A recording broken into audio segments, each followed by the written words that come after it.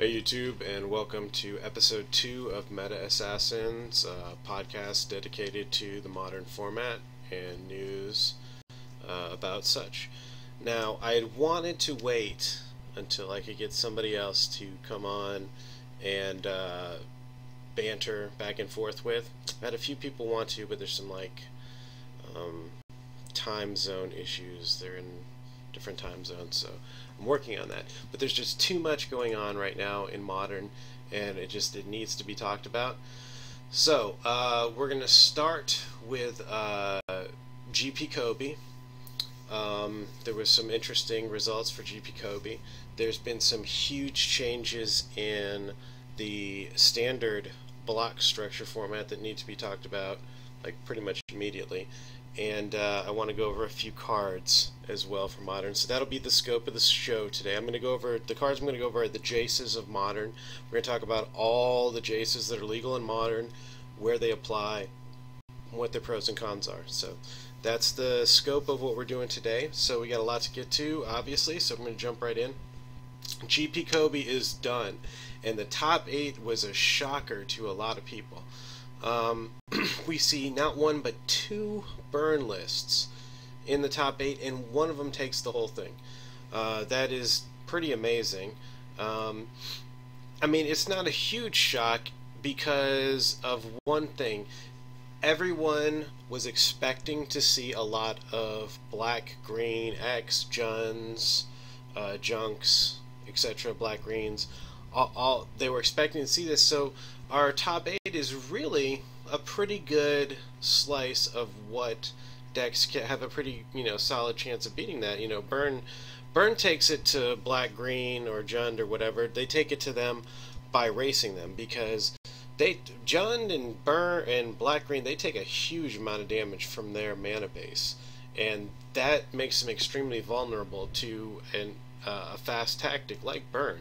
So if Jund becomes too prevalent, Burn can definitely keep it in check. There's no question about that. Jund is forced to run suboptimal cards to try and combat this, and it doesn't really work in any case. Finks is no guarantee. There are a few things they can do, but like I said, Jund's match against Burn is questionable at best, whether they're prepared for it or not, and it was pretty clear because we don't have any Junds or pods for that matter in the top 8 that they were not prepared to be meta assassined by Burn, and that's what happened here. They were meta assassinated. Jund was. I say Jund. When I say Jund, for the purposes of this discussion, I pretty much mean black, green, whatever. Jund kind of being the somewhat best of them, I guess. It's hard to say these days. But let's take a look. So we see Affinity, and this guy, for whatever reasons, his deck list is not showing up, and it was an interesting deck list. So that's a shame, because he was calling it no affinity. It's listed under affinity. He was calling it no affinity, and he was running Tarmogoyf. And he was also running Ravager, but there were some other changes to the deck. It wasn't just Tarmogoyf in place of other things, so there was a few other little changes to it, and it obviously did very well coming in second place. It's impressive, to say the least. No real surprise at seeing Blue-White R mid-range show up there. They're pretty solid. We haven't seen them in a while, but in a Jund heavy scenario, I think they have a little bit more edge than they would in in the absence of Jund. Red Green Tron, the so-called Jund killer, if you will. They go hand in hand. Wherever you see Jund, you're going to see Tron. When Jund fades off, so does Tron, because this is the Jund killer. This is probably the top deck to beat Jund. Their game against Jund is just fantastic. Another twin, having a pretty fair game against Jund. I don't know if I would call it favorable, but it's fair. It could go either way. You got another Burn there, another twin, and then Scapeshift squeaking into the top 8. Good for you, Scapeshift. Not typically the favored combo deck of the format. Usually you see Storm, and I'm actually seeing in the top 32 two Scape Shift lists, or three, excuse me, two in the top 16 squeaking in, and three in the top 32, which is pretty great. Three in the top 17, actually. That's pretty impressive. I'm not seeing any Storm lists. Interesting. I see. Look at how many burns we've got. You see the burn, burn, burn, burn. You know, burn in the top 8. It's all about beating up the painful, taking advantage of people who take damage from their mana base, which is black, green, whatever control. They take massive damage. And that includes Pod. You know, Pod has a little bit better chance at fighting against it, you know, without compromising their game plan than, you know, black-green control does. But they're by no means immune to being taken down early by burn, which is, I think, what we're seeing with this top 8 here. So this is great, because this is really, it puts the brakes on those decks that were kind of being oppressive. People finally said, you know, we've had enough. Pod, Jund, we've had enough of you guys. We're just gonna, even though it kind of sucks and it's boring to play, we have to play these burn decks just to, you know, kind of beat you down into submission a little bit, so we can get some more fair metas that are more diverse and not being oppressed by the, you know, somewhat obviously overpowered decks. That even these overpowered decks, which marginalize a lot of different other strategies, they have their weaknesses as well. There's no deck out there that doesn't have a weakness. The question is the weakness fun to play for a lot of people? And in most cases, when the answer is burn is the weakness, it's not that fun to play. So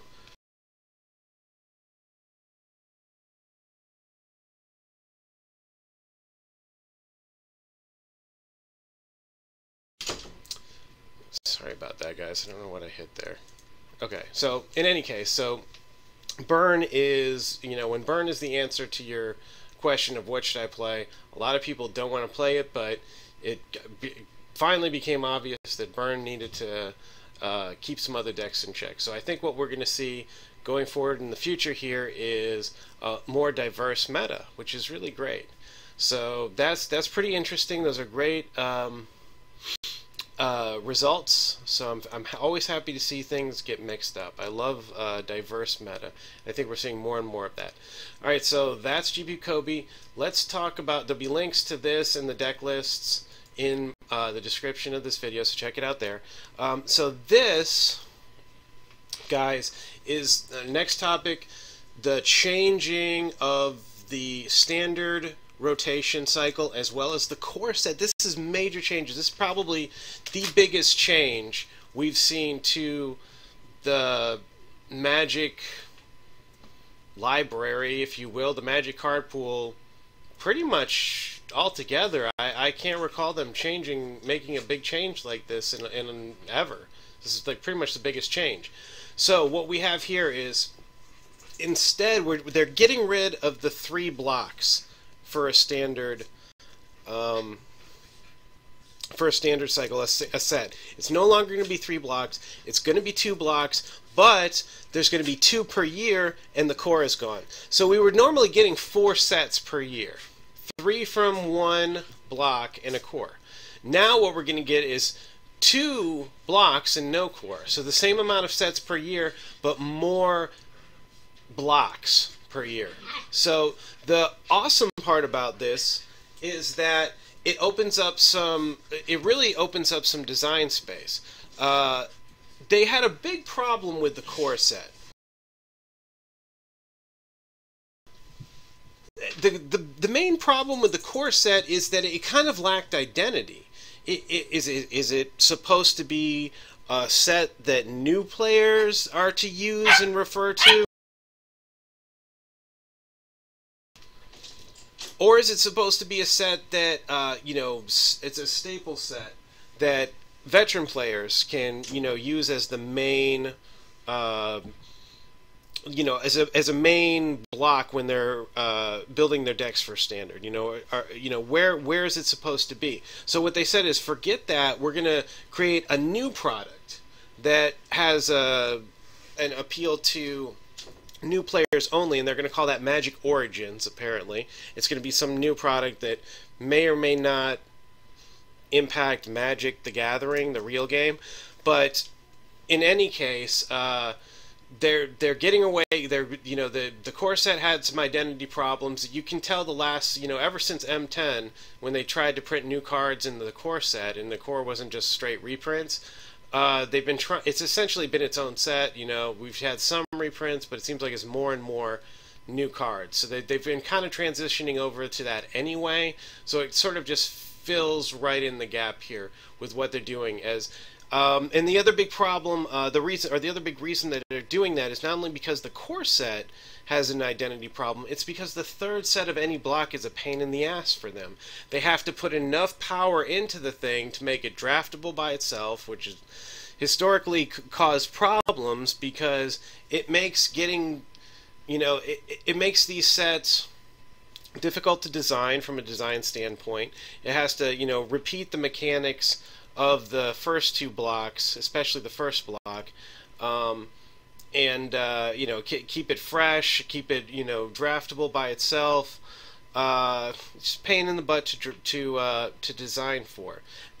So what they've done is because the first set of the block is always the biggest set. It's like the primary one. The second set was, supposed to be supplemental to that. And the third set is now we're so far away from the first set that the mechanics have to be kind of either turned on their head or boosted up or used in a new way. So it became a real design issue. So they got rid of that third set altogether, and now we just have one big set, one supplemental set, and then the spring of the next year, one big set in fall. Spring, you get a small set. Summer, you get another big set. And fall, you get the small set. So I guess that's the...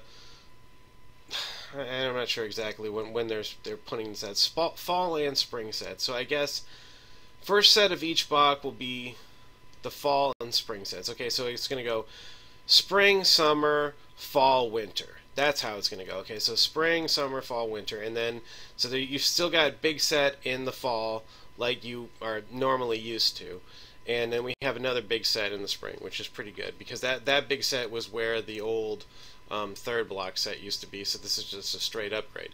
So the idea here is more sets or more blocks per year, a shorter rotation. Instead of 2 years, the blocks are going to be legal for 18 months. So it's minus 25%. On your standard cycle. Your standard cycle speeds up 25%, and your cards are, and it's going to rotate one out at the same time. Like as soon as one block comes in, one block comes out. So it's a constant rotation, essentially. So you can kind of see how it's going to go here. Here's the graphic of the rotation. See, when the new block comes in, so you'll have 3 blocks total. At any given time, and then the first set of the fourth block will invalidate the last. So you get to see this. This is an example of how it'll work. And here's how it currently works now. And you see the rotation cycle is much longer. They have a much longer cycle. So, what does this mean for Modern? This is a huge change to Standard. You might be thinking, well, what does it mean for Modern? What it means is you're going to see more powerful cards here because the cycle is smaller. They're going to be able to say, well, we can print these pushed cards now a lot more because we don't have to worry about them oppressing the format forever like they do over here. Like, if they printed a power card in here, look at how long it ends up, being part of the format. Whereas if they print a power card here, it's out, a significantly amount quicker. And I think that's really what they're going for. So we might see more pushed cards, which is great. Anything in a faster standard cycle is going to probably push out some of the low budget players.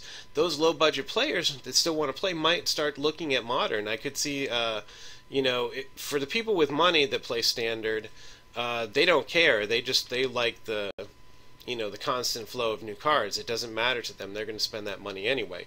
The people who are playing Standard because they don't have the budget for Modern, well, now they have a even more incentive to save up and just get a Modern deck because it's not rotating the way Standard is. Standard is really rotating fast now. So more, and so we might see an influx of modern players, might see an turn to modern prices because of the influx of players, and so on and so forth. And this could also affect, this will definitely affect the standard prices as well, whether it makes the chase rares better, more or less because their lifetime is less. I don't know.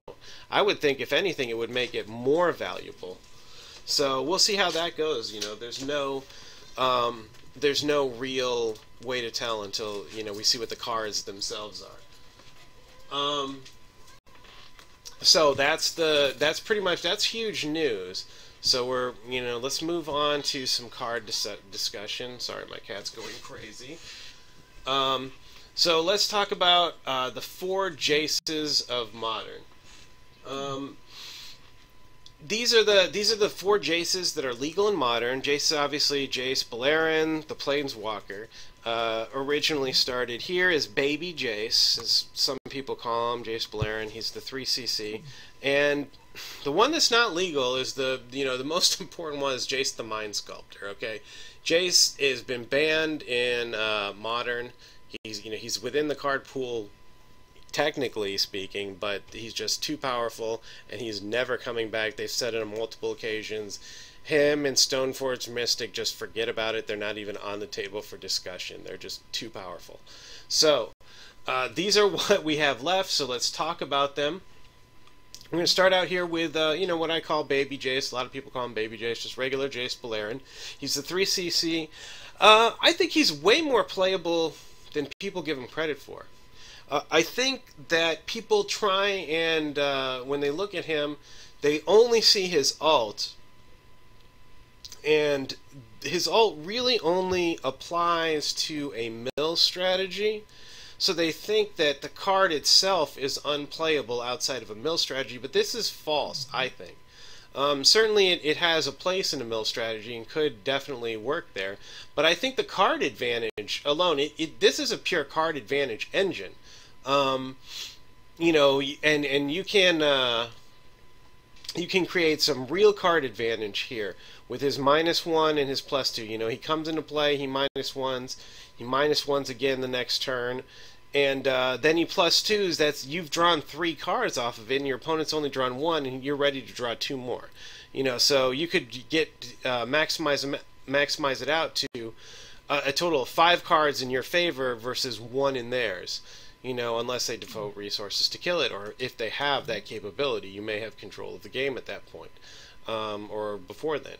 So it's more playable than you might think, and it's only a 3CC Planeswalker. We don't have many of those in Modern. We do not have many 3CC, or in any format for that matter, but we don't have many 3CC Planeswalkers, and the ones that we do have are very powerful. You've got Liliana of the Veil.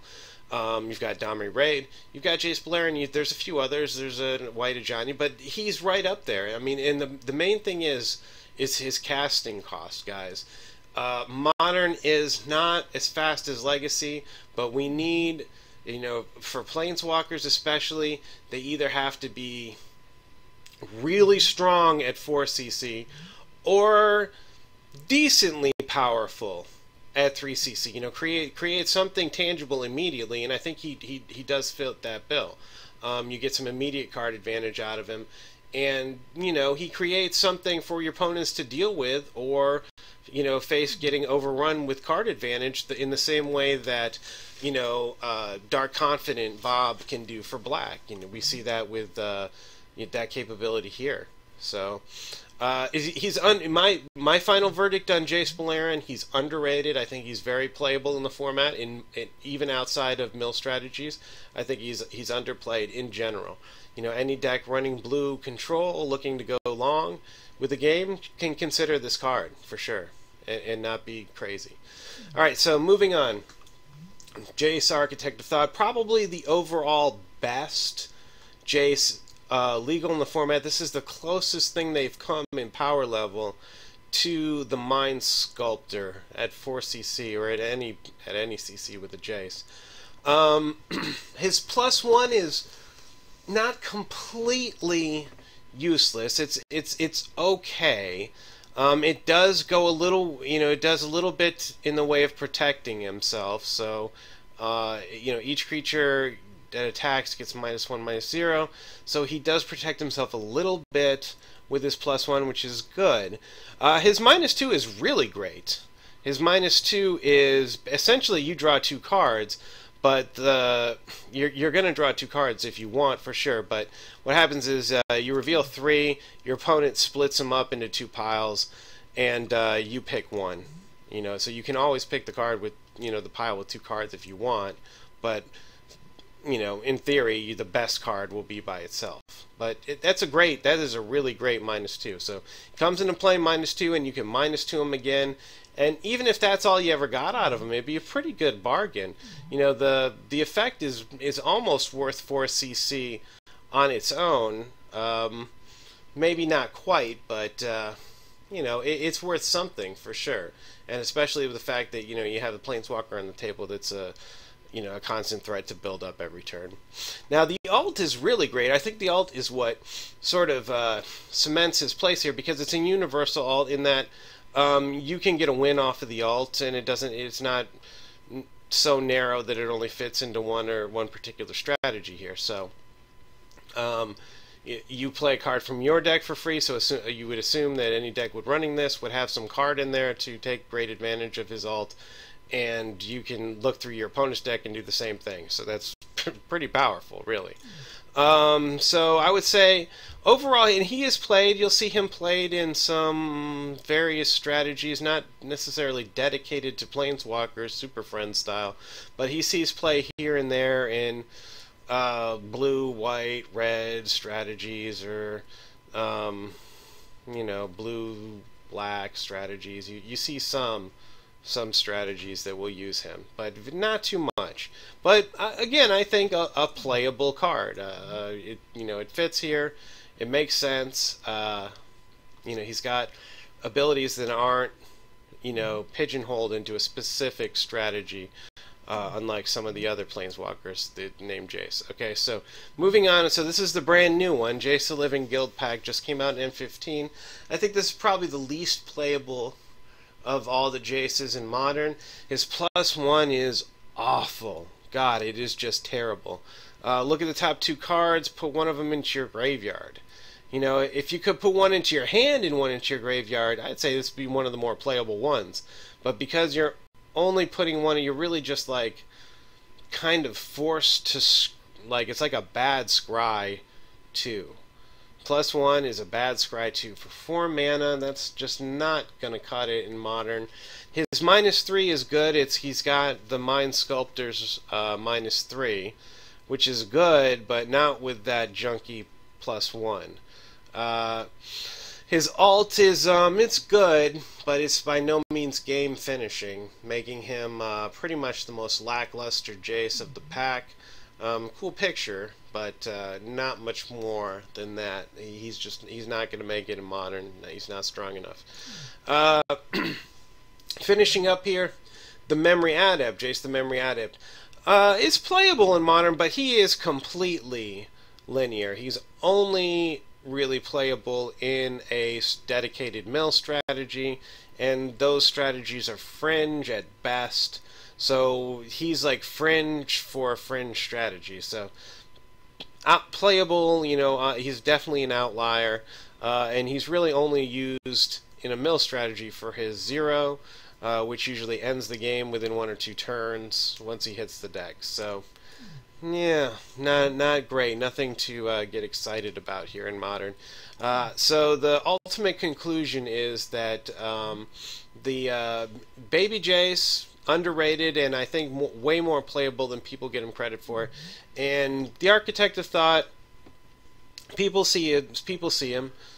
People are using him, but not as many. There's just not too much room for a 4cc Planeswalker in the format. I mean, especially a blue one. So there is a little bit. So he will see some play, but you're not going to see him widespread the way you see Liliana of the Veil widespread in black strategies. So that's never going to happen, and none of these Jaces have that capability to be as widespread as Liliana of the Veil is, which is a shame. It's a real shame. Balerion, like I said, and he's really the counter to Liliana. He's almost the exact opposite of her. But you know, well, I mean, in an off, like, shorthand sort of way. I say that because I play a lot of Liliana, and when I eventually do come across the Jace Beleren, it gives me fits because I'm trying to keep their hand empty, and they're drawing me cards and drawing themselves cards, which neither of which I want. So that's pretty much what I want to say on the Jaces there. I want to take one last quick look before we go at one thing that I didn't quite mention that I wanted to talk about in the GP Kobe section, which is, let's go back to it. Here's something that I found very interesting. Look at this number 10, blue-black Tezz, Tezzerator, or just Tezz control, Tezzeret, Agent of Bolus control. That's pretty awesome. We haven't seen that anywhere near a top 8 or top 10 even. Pretty much, I can't think of the last time it was seen anywhere near it. So this is my take on the deck. This is not the list that won, but this is my kind of take on it. And we did see another blue-black Tezz recently in another top 8 tournament somewhere. I can't remember exactly. Somebody knows, post it in the comments. But the point is that Tezz control has kind of been a little bit more popular, gaining a little bit of steam. So here's my take on it. I've played it plenty of times before. I've never been super thrilled about it, but that being said, M15 put in what I think is a really great card, and I don't know if it's being widely accepted by the Tezz players.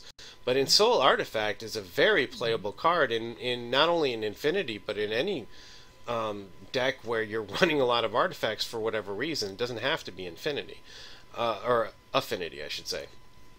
2 mana, enchant, artifact. It's a 5/5 creature.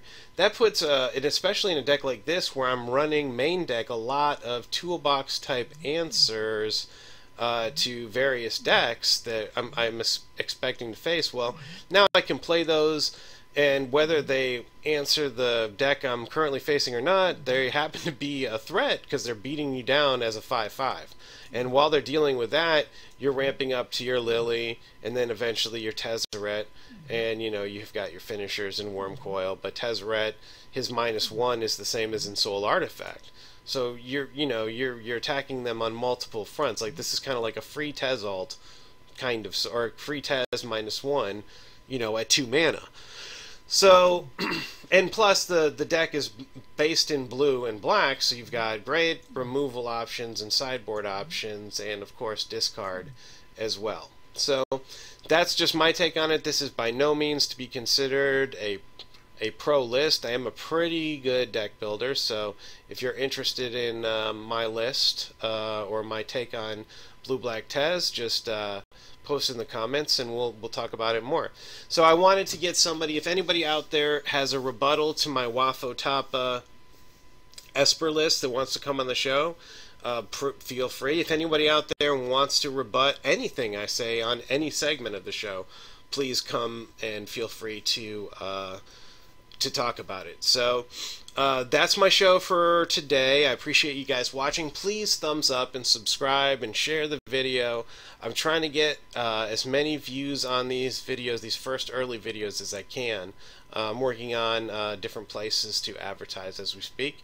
But for those who are watching, I really appreciate it, and keep them comments coming, keep them likes coming, and there'll be more to come. Stay tuned. Thanks for watching, guys. Bye.